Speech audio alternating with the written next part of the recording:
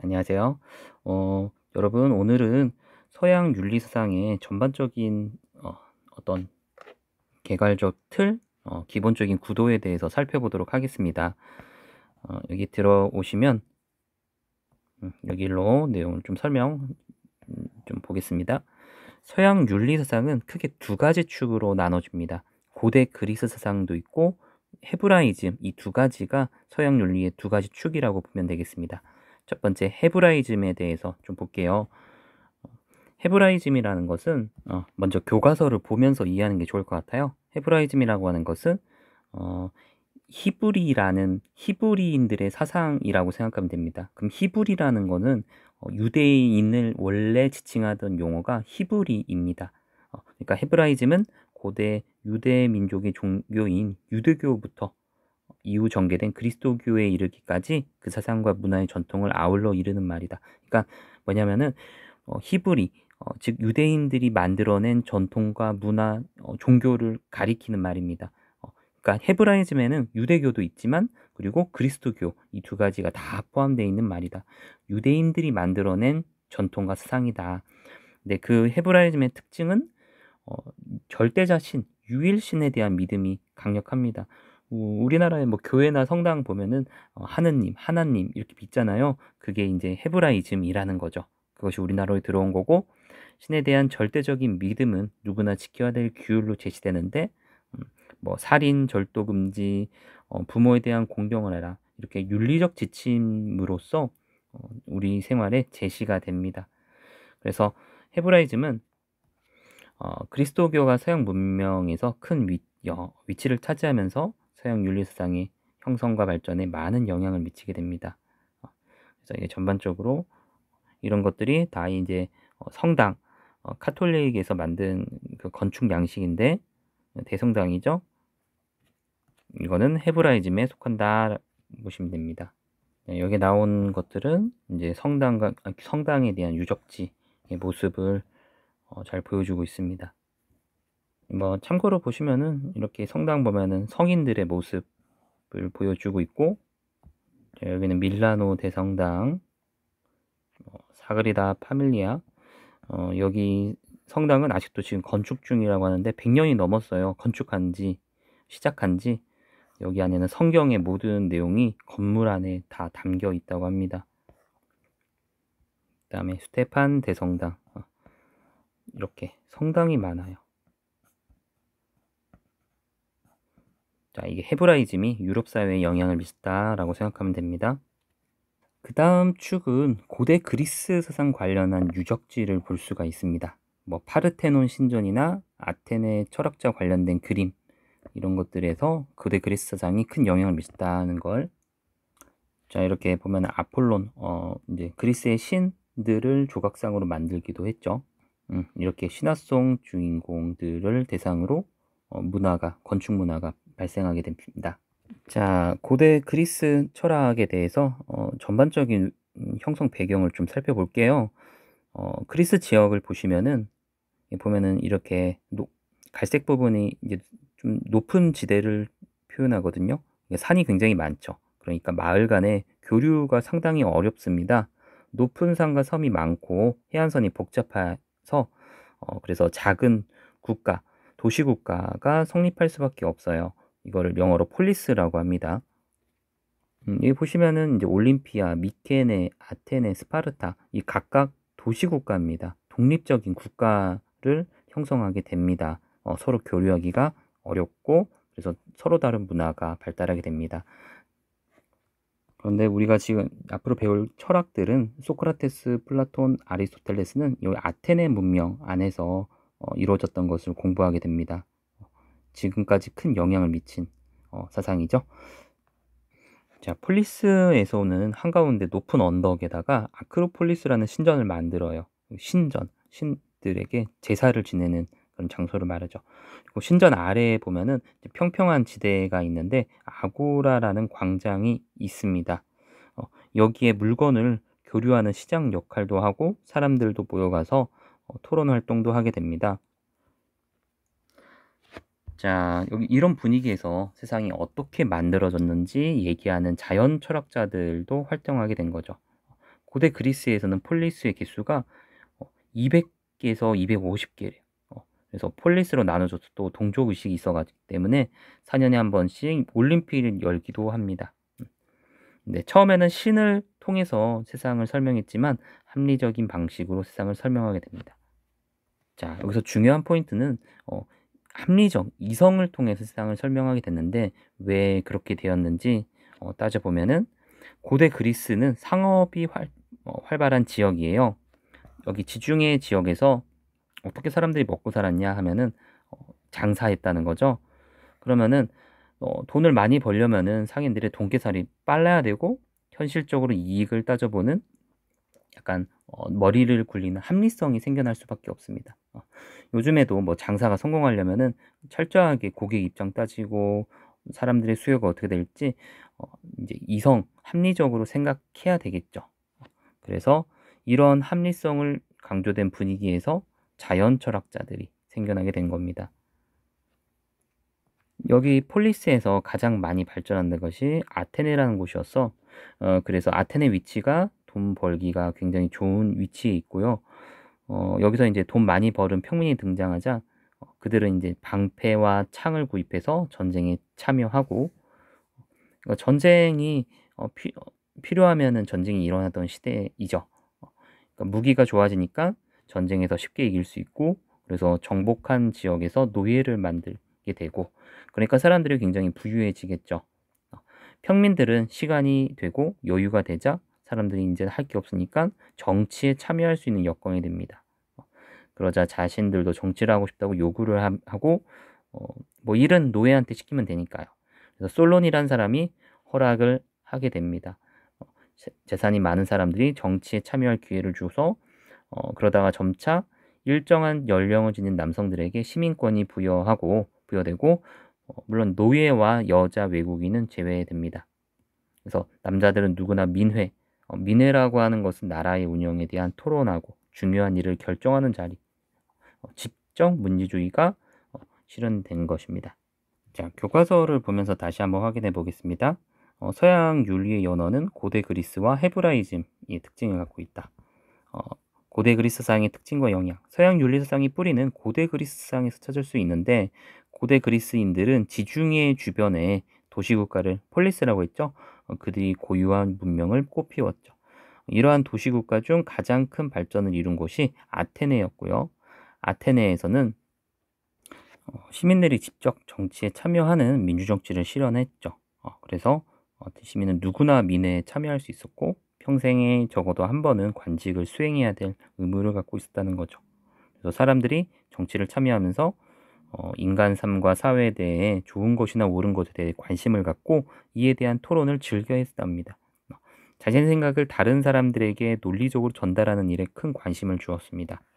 자, 이렇게 아테네에서는 문물의 교류가 활발하는 지역인데 서로 물건 교류뿐만 아니라 토론하는 모습, 물건을 교류하고 있고 서로 대화하는 모습을 보여주고 있습니다. 처음 등장했던 고대 그리스의 철학자들은 자연 철학자들이에요. 말 그대로 자연의 현상을 되게 왜 이런 일이 발생하는지, 비가 왜 오는지, 천둥을 왜 치는지 이런 거에 대해서 이성적이고 논리적인 방식으로 설명하려고 노력했습니다. 네, 그렇게 변화하는 세상 속에서 변하지 않는 본질적인 것과 어떤 보편적인 것, 두루두루 통용되는 진리에 대해서 찾아보려고 애쓴 거죠.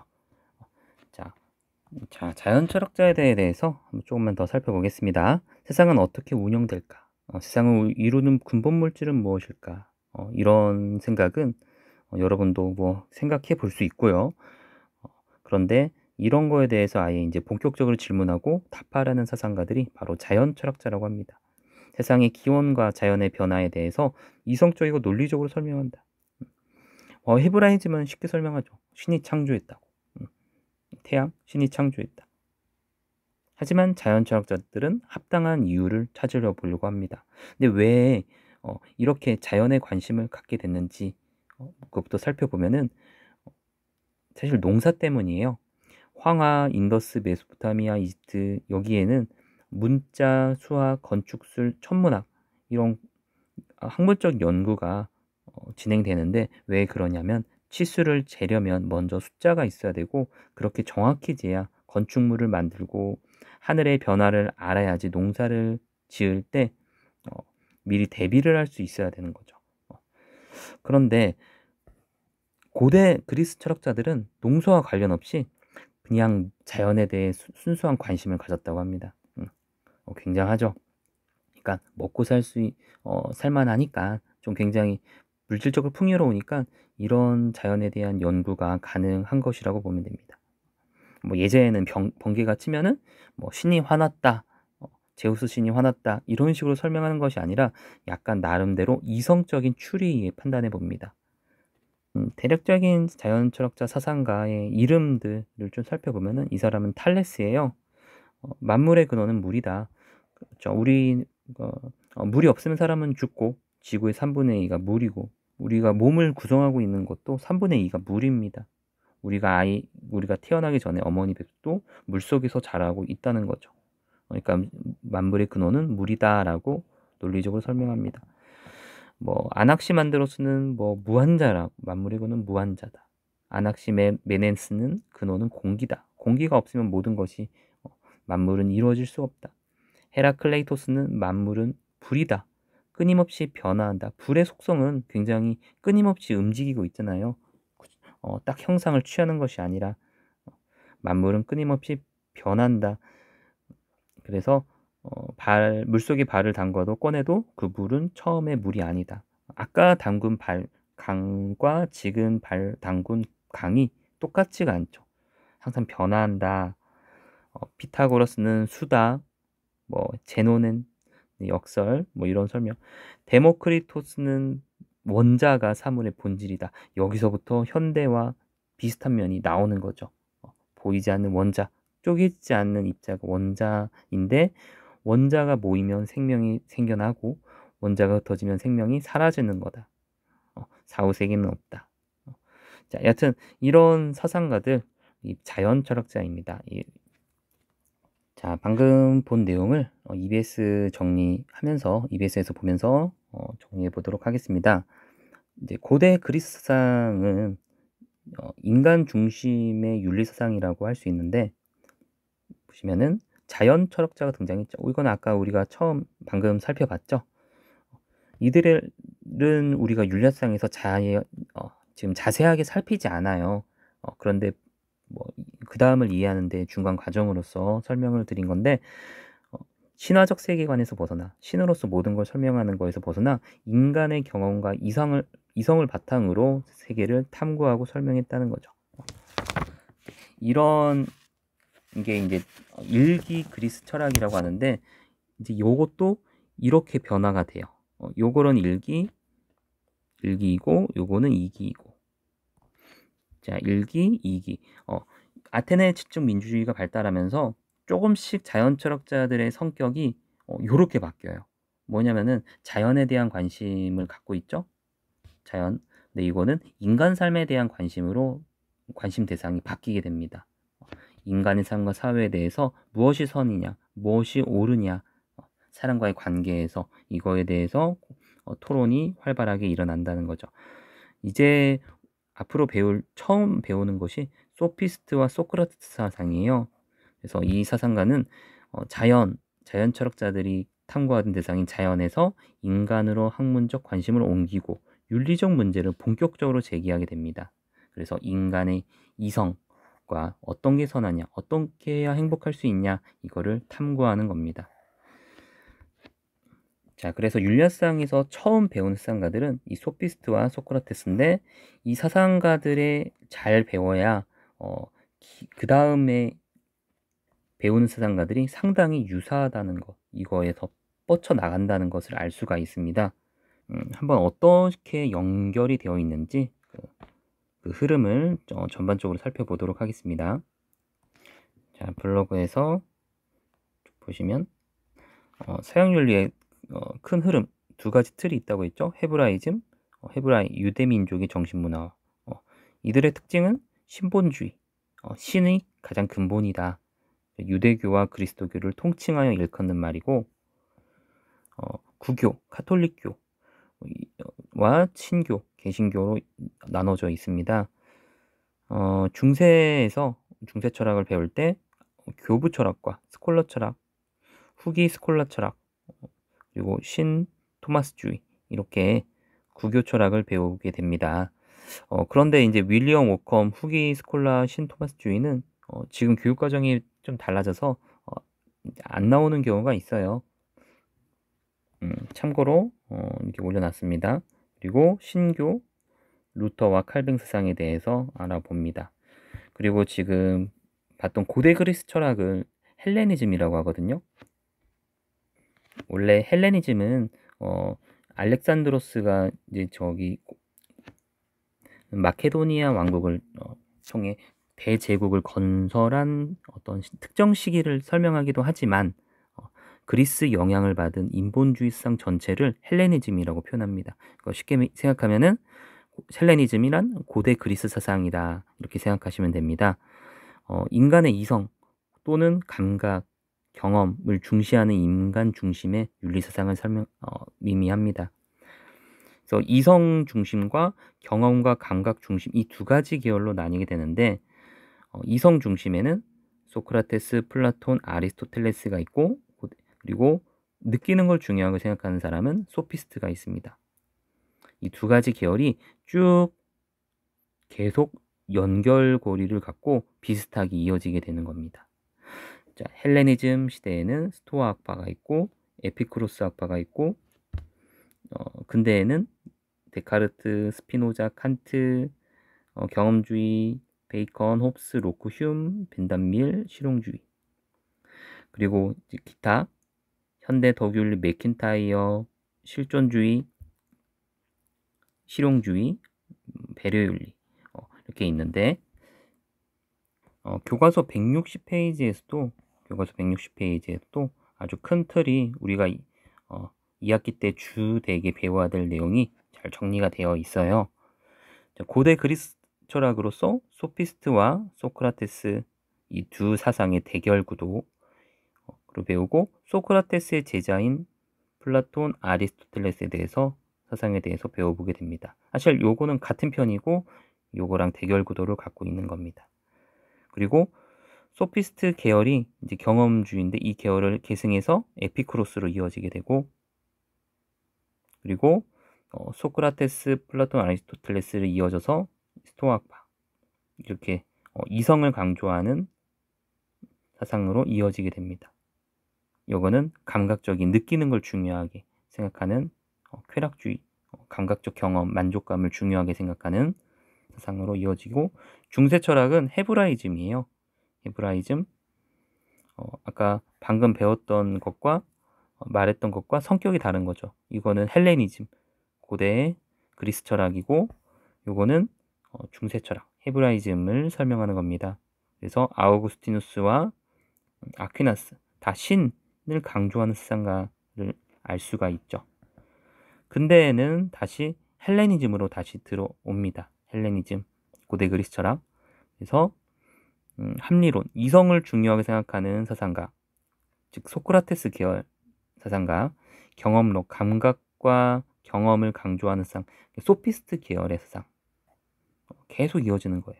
의무론과 칸트주의는 또 이성 중심, 소크라테스 계열이라는 걸 알 수 있고 이거는 소피스트 계열, 감각, 느낀 만족감을 중요하게 생각하는. 자, 보시면은 현대는 뭐냐? 그러면 그냥 현대는 그냥 새로운 게 시작된다고 보면 돼요. 불교, 서양이 불교가 영향을 줘서 서양 세상이 좀 새롭게 변화되거든요. 이거는 기존의 거와 다른 아이디어가 생겨나게 되는 겁니다. 실존주의라는 것을 배우게 됩니다. 불교와 상당히 유사한 면이 있어요. 실용주의는 이거는 미국에서 생긴 철학인데 요거는 이제 경험론의 영향을 받아요. 또 요거는 또 특징적인 게. 자, 이렇게 큰 틀에 대해서 알아봤습니다. 네, 첫 시간부터 수고 많으셨어요.